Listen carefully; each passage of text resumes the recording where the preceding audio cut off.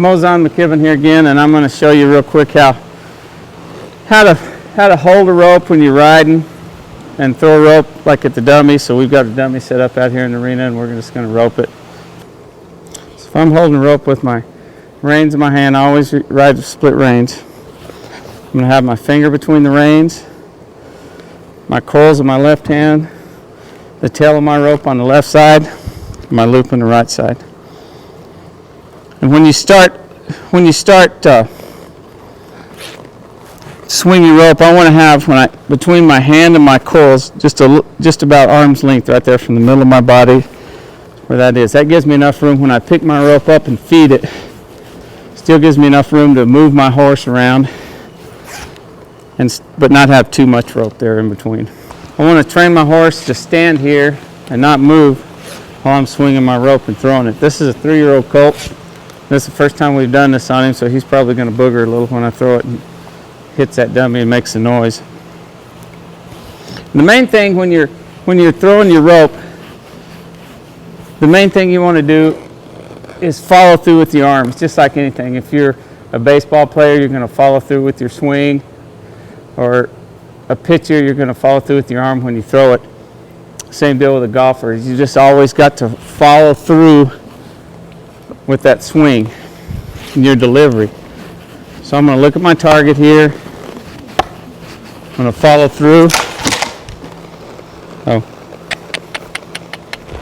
Second thing, anytime you're roping in the arena or outside or anywhere, whether I'm roping a dummy like I am now or if I'm roping a live cow, the main thing that I want to do is put myself in position. If I take a shot and I'm out of position, I'm taking a big risk on missing. So anytime I rope, I'm going to put myself in position. So when I'm roping this dummy, I want to be to the left of the cow with a clear view of my target and with it in range. So I'm going to be right here, swing my rope. When I'm roping, you can't throw a rope sitting flat down on your butt. So when you're roping a cow, it's harder to do on the dummy because you're standing still. But when you're roping a cow, I want to stand up in my stirrups. I'm going to put more weight in my left stirrup than I have in my right. I'm going to draw my right shoulder back to where when I deliver it, I have some power with it. So it's just like if you were sitting on the fence or sitting on a chair and trying to throw a rock, you can't do it. But if you stand up and you rear your right arm back and throw and follow through with your throw, you're probably going to be successful and get a lot more distance.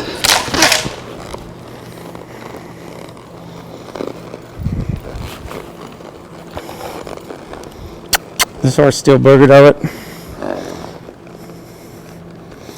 I like to, if my horse is scared of something, I make them put their nose on it and touch it. And as soon as they do, I'll pet them. Same with the dog. When I'm training the dog, it's the same thing. If they're scared of something, I'll make them touch it with their nose, and it seems like they get over it a lot faster.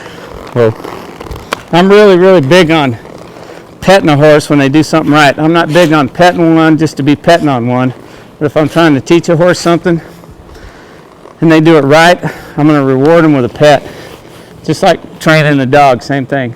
I'm going to tell them when they do something right, and I'm going to tell them when they do something wrong.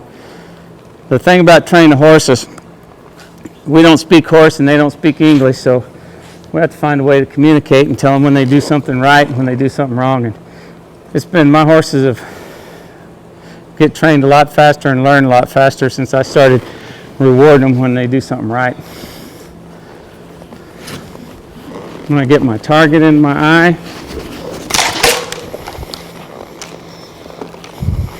So that's kind of the basics of swinging a rope, how to pick one up, coil it up, put it in your hand and swing it and deliver it.